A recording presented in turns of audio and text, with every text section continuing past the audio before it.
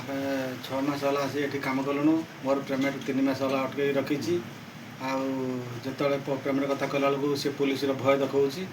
ଆଉ ମୋର ପାରିଶ୍ରମିକ ସହିତ ମୋତେ ଓଡ଼ିଶା ନେଇଯାଆନ୍ତୁ। ଓଡ଼ିଶା ସରକାର ପାଖରେ ମୋର ଏତିକି ନିବେଦନ। ଅଗଷ୍ଟ ମାସ 26 ତାରିଖ ଦିନ ଆମକୁ ସିଏ ଡକେଇଥିଲା। ଆମେ ଖାଇଲା ଓନର ହେଉଛି ଓମ୍ ପ୍ରକାଶ ଆଉ ଜୟ ପ୍ରକାଶ। ଆମକୁ ଏଠିକି ଆଣିକି ଆମକୁ କହିଥିଲା 25,000 ଟଙ୍କା ପେମେଣ୍ଟ।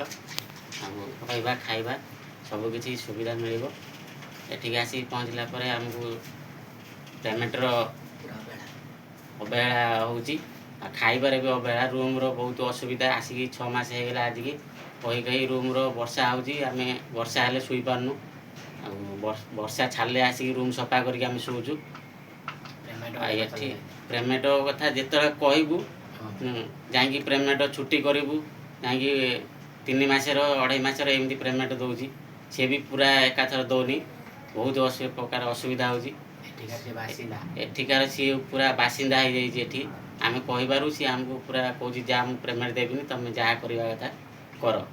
ଆଉ ମୁଁ ପୁଲିସ ବି ଭୟ ଦେଖାଉଛି ଆମକୁ, ମୁଁ ଥାନାରେ ପୁରେଇ ଦେବି। ଆଉ ଏମିତି ସବୁ ବହୁତ ପ୍ରକାର ପ୍ରୋବ୍ଲେମ୍ ଆମ ସହିତ କରୁଛି। ମୋ ୱାଇଫାଇର ବି ରିଚାର୍ଜ ନାହିଁ, ଆମେ ଘରକୁ ବି ଠିକ୍ସେ କଲ୍ କରିପାରୁନୁ। ଆଉ ଯଦି କଲ୍ କରୁଛୁ କାହାଠାରୁ ଟିକେ ହଟସ୍ପଟ୍ ମାଗିକି ଆଣିକି ଏତେ ଦିନ ହେଲାଣି କଲ୍ କରୁଛୁ। ଆମ ଓଡ଼ିଶା ସରକାରକୁ ମୋର ଏତିକି ନିବେଦନ, ଆମକୁ ଯଥାଶୀଘ୍ର ଏଠୁ ଫେରାଇ ନେଇ।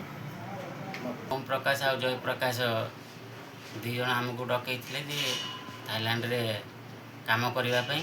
ଏଠି ଆସିଲା ପରେ ସେମାନେ ଆମକୁ ପେମେଣ୍ଟ ବହୁତ ଅସୁବିଧାରେ ପେମେଣ୍ଟ କଥା କହିବାରୁ ବହୁତ ଅସୁବିଧା କରୁଛି। ଖାଇବା ପିଇବାରେ କୌଣସି ସୁବିଧା ନାହିଁ। ରୁମ୍ ଆଜିକି 6 ମାସ ହେଇଗଲା। ରୁମ୍ ବର୍ଷା ଗଳୁଛି, ଆମେ ଏଠି ବର୍ଷା ହେଲେ ରୁମ୍ରୁ ଶୋଇପାରୁନୁ। ରୁମ୍ କଥା ବି ବହୁତ ଥର କହିଲୁଣୁ, କିଛି କହୁଛି ହଁ ବନେଇଦେବା, କାଲି ବନେଇଦେବା, ଆଜି ବନେଇଦେବା, ଏମିତି କହିକି ଆଜିକି 6 ମାସ ହେଇଗଲା। ପେମେଣ୍ଟ କାହାର 3 ମାସ ଯାଇଛି, କାହାର 2 ମାସର ଯାଇଛି, କାହାର ଏମିତି ପେମେଣ୍ଟ କଥାରେ ପ୍ରତ୍ୟେକ ମାସରେ ପେମେଣ୍ଟ ପାଇଁ କାମ ବନ୍ଦ କଲେ ଯାଇକି ପେମେଣ୍ଟ ଯାଉଛି।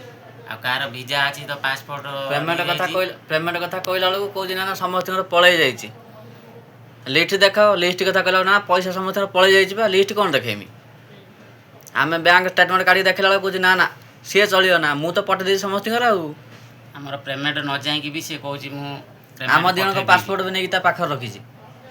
ଭିଜା ନଗାଇବା ପାଇଁ ନେଇଥିଲା, ଭିଜା ନଗେଇଛି କ'ଣ ଅଛି ଆମେ ଜାଣିନୁ, ଆମେ ପାସପୋର୍ଟ ନେଇକି ତା କତିରେ ରଖିଛି। ମୁଁ ଆଜି ଫୋନ୍ କରିଥିଲି ତାକୁ, ପାସପୋର୍ଟ କଥା ପଚାରିଲି। ଫୋନ୍ କହିଲା କି ପାସପୋର୍ଟ ଏବେ ମିଳିବ ନାହିଁ, 6 ମାସ ପରେ ମିଳିବ। ମୋର ତ ଯେହେତୁ 6 ମାସ ପର୍ଯ୍ୟନ୍ତ ମୋର ଭ୍ୟାଲିଡ଼ିଟି ଅଛି, ତ ଏବେ ମିଳିବନି। କ'ଣ ପାଇଁ ମିଳିବନି? ସେ ଜାଣିଛି ମୁଁ ତାକୁ ଭିଜା ଲଗାଇବା ଆଗରୁ ମୁଁ ତାକୁ କହିଛି ଯେ ମୋର ଏବେ ଜୁନ୍ ମାସ ପର୍ଯ୍ୟନ୍ତ ଅଛି ମୋର ଭ୍ୟାଲିଡ଼ିଟି। ଆଜିଠାରୁ ବି ରୋଷେଇଆକୁ ମନା କରିଛି ଯେ ରୋଷେଇ ତାଙ୍କ ପାଇଁ କରିବୁ ନା, ଛୁଟିରେ ବସିଥାନ୍ତୁ, ତାଙ୍କ ପଇସା ଦେବି ନା କି ରୋଷେଇ କରି ଦେବୁ ନା, ଉପାସ ବି ଆମର ବନ୍ଦ କରିଦେଇଛି। ଭଲ ମନ୍ଦ ହେଲେ ବି ମେଡ଼ିକାଲ ବି ନେଉନାହିଁ କି ଭଲ ମନ୍ଦ ଟ୍ରିଟମେଣ୍ଟ କରୁନାହିଁ। ଏପଟରେ ପଇସା ନ ଯିବାରୁ ଆମର କାମ ବନ୍ଦ କରିବାରୁ ଆମ ଖାଇବା ବି ବନ୍ଦ କରିଦେଇଛି। ଆମେ ସାର୍ ଯାଇଥିଲେ ଥାଇଲାଣ୍ଡ ଅଗଷ୍ଟ ମାସ କତରୁ ଗଲେଣି, 7 ମାସ ହେଲା। 4 ମାସର ଭଲ ଯେମିତି ପେମେଣ୍ଟ ଦେଇଦେଲେ, ଆଗ ପଛ କରିକି ଦେଲେ। ବର୍ତ୍ତମାନ 3 ମାସ ହେଲା ମତେ ପେମେଣ୍ଟ ଦଉନାହାନ୍ତି। ମାଲିକକୁ କହିଲା ବେଳକୁ ପଇସା ପାଇଁ କହୁଛି ହଁ ଦେଇଦେମି, ହେଇ ଦେଇଛି।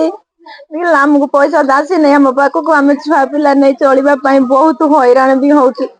ଖାଇବା ପିଇବାରେ ମୋର ଛୋଟିଆ ଛୁଆ 3ଟା। ବର୍ତ୍ତମାନ ପୁଣି 3 ଦିନ ହେଲା ତାଙ୍କ 4 ଦିନ ହେଲା ତାଙ୍କ ଖାଇବା ପିଇବା ସବୁ ବନ୍ଦ କରିଦେଇଛି। ସିଏ ବି ବହୁତ କନ୍ଦା କଟା କରୁଛନ୍ତି, କହୁଛନ୍ତି ଆମେ ଏଠି ଖାଇ ନ ପିଇ ନ ଉପାସରେ ରଖିଛନ୍ତି।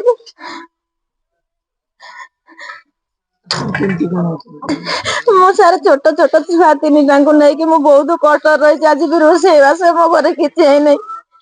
ସେଠି ସେମାନେ କାନ୍ଦୁଛନ୍ତି, ଏଠି ଆମେ ବି କାନ୍ଦୁଛୁ। ମୋ ଗୋଡ ବି ଖରାପ ସାର୍, ମୁଁ ବି ମେଡିକାଲ ଯିବାର ନାଇଁ କି ପଇସା ନାହିଁ, ମୁଁ ବି ଯାଇପାରୁନି। ଆଜ୍ଞା, ସ୍ୱାମୀ ତ ସେଠି କନ୍ଦା କଟା କରୁଛନ୍ତି, ବସିଛନ୍ତି କନ୍ଦା କଟା କରୁଛନ୍ତି, ଖାଆ ପିଅ ନାହିଁ। ଉପାସରେ 3-4 ଦିନ ହେଲା ଆଜିକି ରହିଲେଣି। କହିଲା ବେଳକୁ ପଇସା ପାଇଁ ଶୁଣୁନାହାନ୍ତି, କହୁଛନ୍ତି ହଁ ମୁଁ ଦେଇଛି। ମୁଁ ସରକାରଙ୍କୁ ଏତିକି ନିବେଦନ କରୁଛି ଯେ ମୋ ସ୍ୱାମୀକି ଆଣି ମୋ ପାଖରେ ଭଲରେ ଛାଡନ୍ତୁ। ମୋର ଯୋଉ 3-4 ମାସର ପେମେଣ୍ଟ ଅଛି ସେ ପେମେଣ୍ଟ ଦିଅନ୍ତୁ। ମୁଁ ସାର୍ ବହୁତ ଗରିବ ଲୋକ, ମୋର ଛୋଟିଆ ଛୋଟିଆ ଛୁଆ 3ଟା। ମୋ ଶ୍ୱଶୁର ବୁଢା ଲୋକ, ବେମାରିଆ ଲୋକ, ମୋ ଶାଶୁ ବୁଢୀ ଲୋକ, ସେ ବି କିଛି କରିପାରିବେ ନାହିଁ। ମତେ ଯାହା କରନ୍ତୁ ମୋ ସ୍ୱାମୀକି ଆଣି ମତେ ଭଲରେ ଛାଡନ୍ତୁ ମୋ ପାଖରେ ସାର୍। ସେ ସାର୍ ନାଇଟ୍ର ଯାଇଥିଲେ ଫେସ୍ ଟ୍ୟାପିଂ କରିବା ଲାଗି।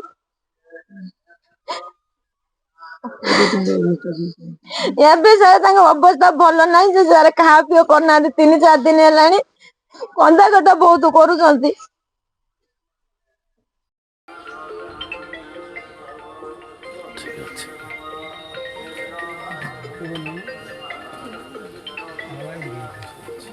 ଓଡ଼ିଶା ସରକାରଙ୍କୁ ମୋର ଏତିକି ନିବେଦନ, ଆମେ ଆସିଲୁଣି ଅଗଷ୍ଟ ମାସରୁ ଆମ ପେମେଣ୍ଟ ଦେଉନି। 3 ମାସର ପେମେଣ୍ଟ ଦେଇଛି, ଆଉ 3 ମାସ ନା 4 ମାସ ପଇସା ଦେଇନି।